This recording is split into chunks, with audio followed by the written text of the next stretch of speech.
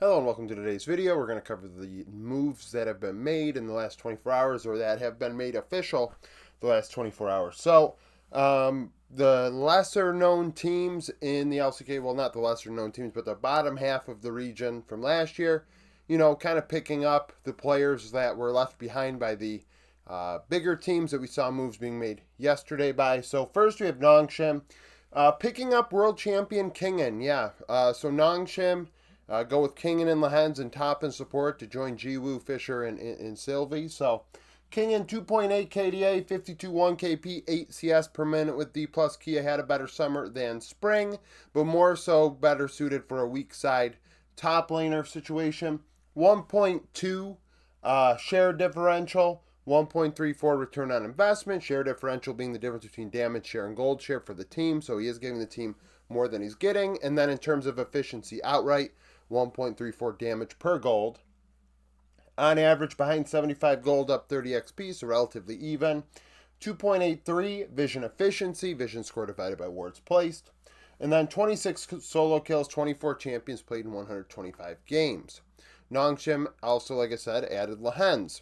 Lehens has played with some pretty damn good AD carries. Viper, aiming and pays. Ruler as well, so this by far, playing with Jiwoo is going to be a different situation. Lehens has, I want to say if you look through Lehens' career, I don't think he's played with a ADC that was at Jiwoo's level. So it's going to be very interesting. This is kind of where Lehens is going to make his name in terms of legacy-wise, in my opinion.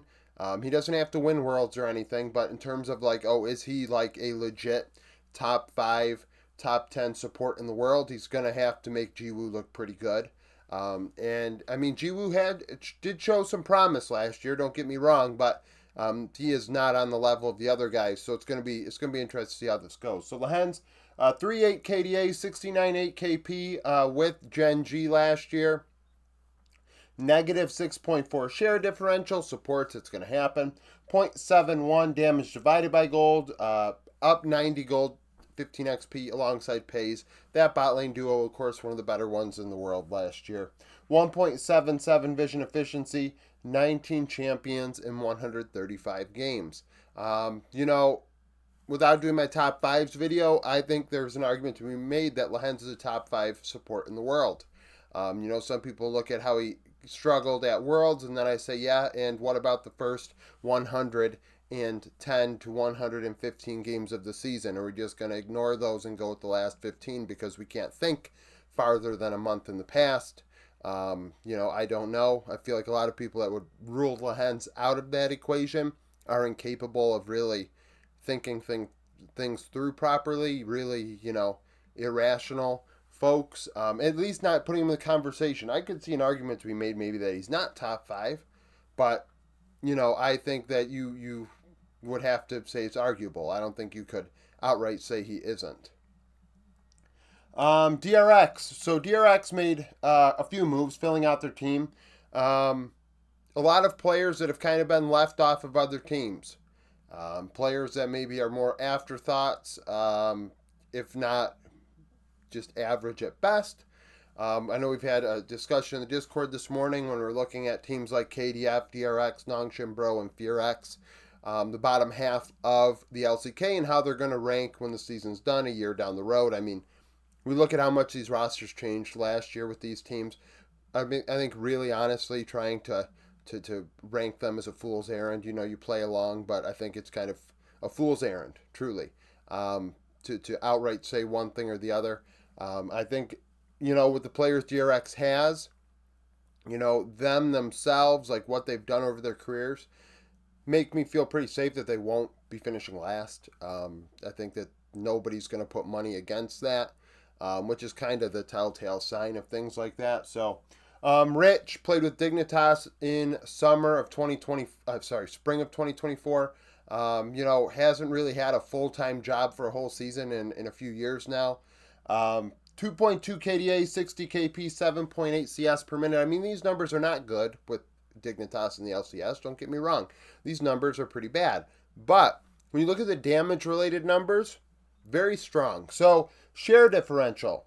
5.6. So he dealt 5.6% more damage than Gold in terms of share for Dignitas. Kind of goes to show how important he was to their damage profile, or how bad that team was around him.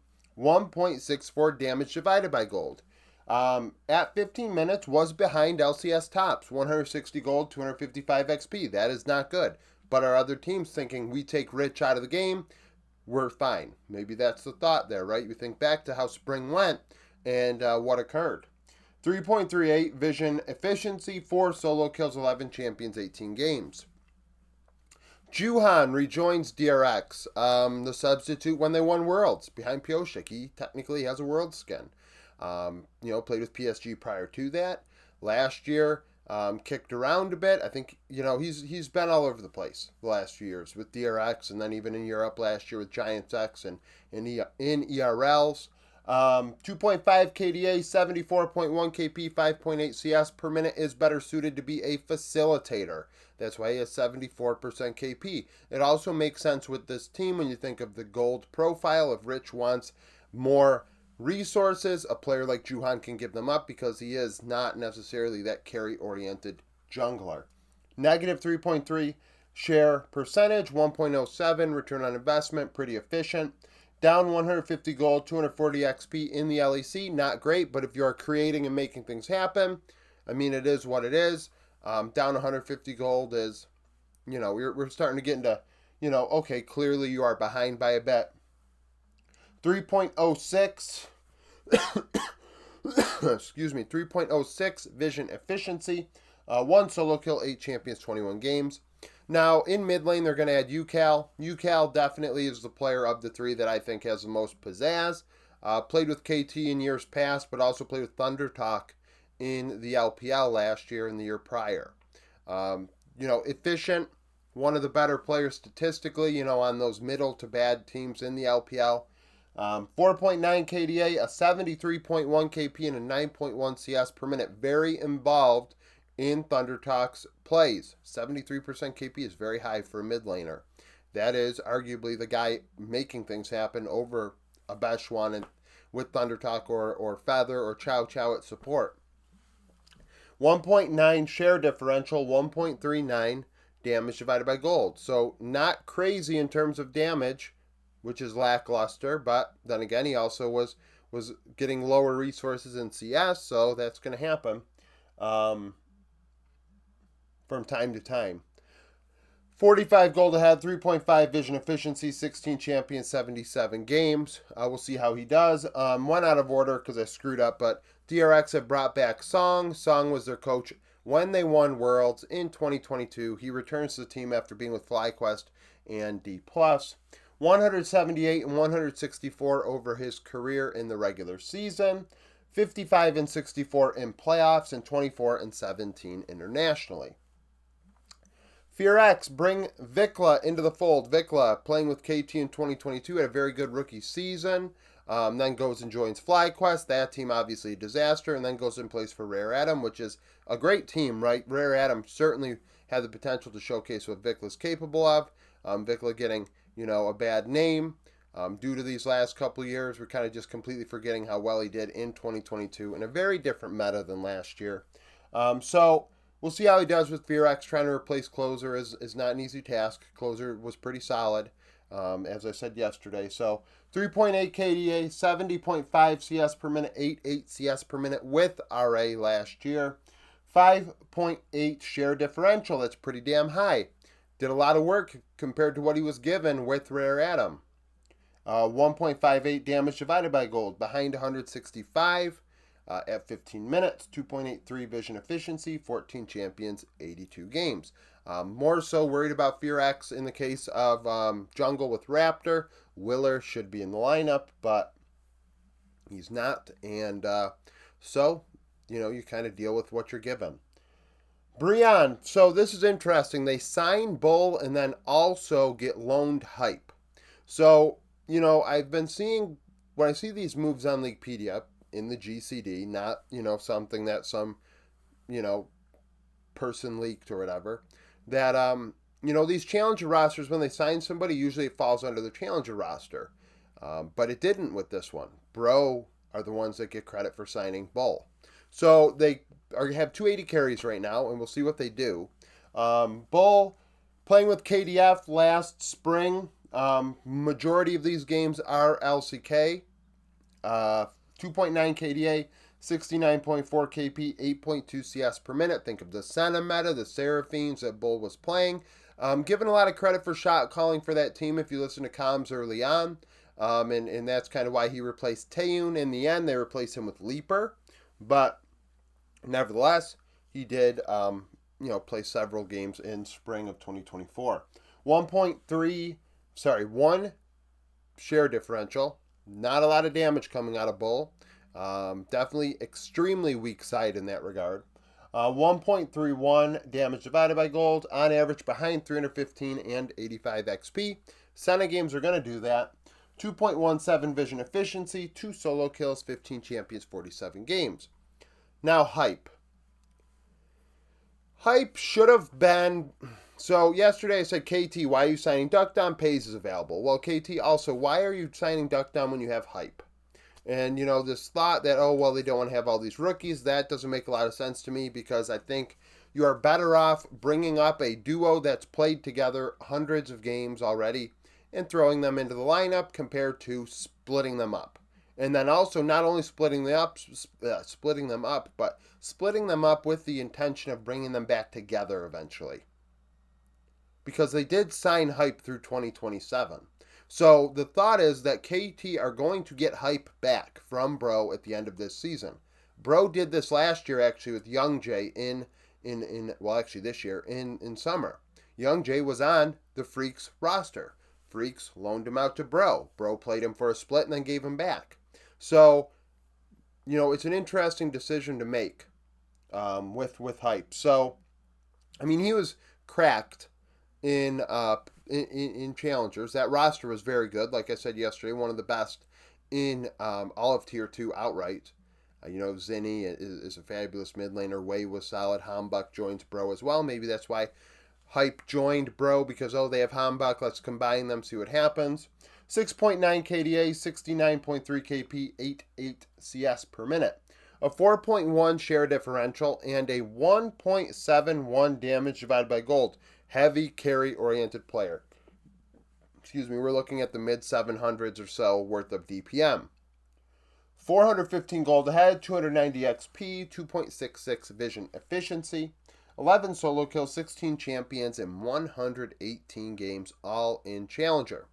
Now, we might want to, some people want to look back to that 2023 game where they played against Live Sandbox. I think that that's pretty irrelevant, but he did well in that game as well. Hype should be in the LCK in some way, shape, or form. Now, the way this happened was pretty weird, to say the least. I don't have a lot of faith personally in Bro developing talent, as that has not been something that they've been good at the last couple of years, to put it mildly. And the management is still there. So there's really no faith in things to change as long as the management is still present. Fnatic allowed Noah in June to leave. So Noah in June, rumors were that they were going to leave. Well, now it is official because they were still under contract. Noah, 4.6 KDA, 69.7 KP, 9.5 CS per minute. 3.3 damage differential, 1.56 return on investment. Also had over 700 DPM, but a lot more gold. So Noah played very well. He plateaued, but I thought he was one of the better ADCs in LEC. And in the end, fans gave him a lot of crap because I think they expected him to be like an LCK level import, and that just wasn't the case. There's a reason why he was in ERLs to begin with. This whole notion like that an LCK tier player is just going to go to ERLs and play and then join the LEC. I think that's so foolish to think. Like, that's these guys, like, they still have potential, don't get me wrong. They can still get to that point, but also let's think about imports and how imports fare in the West. Usually they plateau. They don't necessarily get much better. Usually you can probably find a case, what about this guy? Or what about that guy? And then I'm sure we could find a handful of other guys that we could say, look at this. So Noah played well. Like I said, don't get me wrong. Played very well. But, fans got on him. You could see the mental aspect of the game was starting to become a struggle because he was on Twitter all the time and things of that nature. It is what it is. So 115 gold ahead. We combine that with June. I mean, they went pretty much even, up 100 gold, 265 XP, 2.86 vision efficiency, had 29 solo kills, though.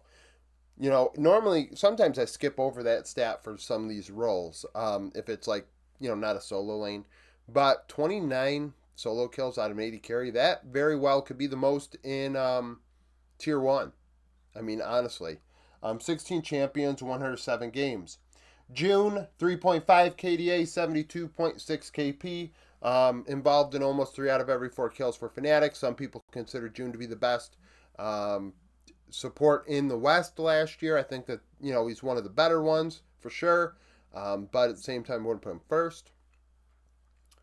Negative 5.9 share differential, 0.76 damage divided by gold, 1.86 vision efficiency, 18 champions in 107 games. We'll see how Fnatic replaces these two. We'll see what occurs after more moves are made official and contracts are signed. Because in the end, like I said yesterday, there are players that are going to become available that teams that signed players a month and a half ago probably didn't think would be available. Well, sorry, a month ago they wouldn't think were available. All these, this team is rumored to do this and that and the third, and it's like, yeah, well, like I said yesterday, now Pays is still available, guys. Bet you didn't have that on your bingo card. Like, great, that handshake. We'll see how far that handshake goes, right? We're supposed to trust it as gospel, but truly, I believe, a handshake agreement should be, that honestly, that should be, a